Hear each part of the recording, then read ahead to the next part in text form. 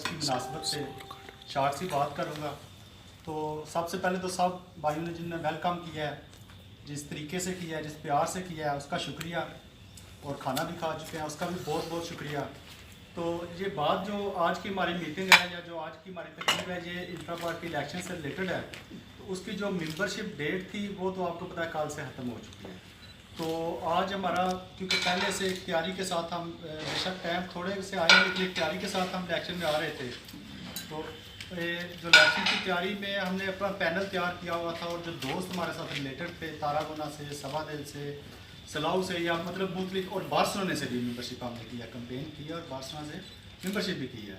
तो सारे दोस्त यहाँ पे मौजूद नहीं हैं, लेकिन चलो उन सब की तरफ से जो जिन दोस्तों ने हमें वेलकम किया, क्योंकि हम उनकी नुमाइंदगी कर रहे हैं यहाँ पे, तो वो उन तक हमारा ये मैसेज भी जाएगा।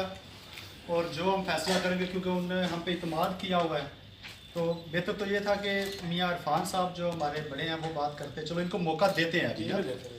तो मैं आज की तकरीर से रिलेटेड ही बात करना चाहता हूँ।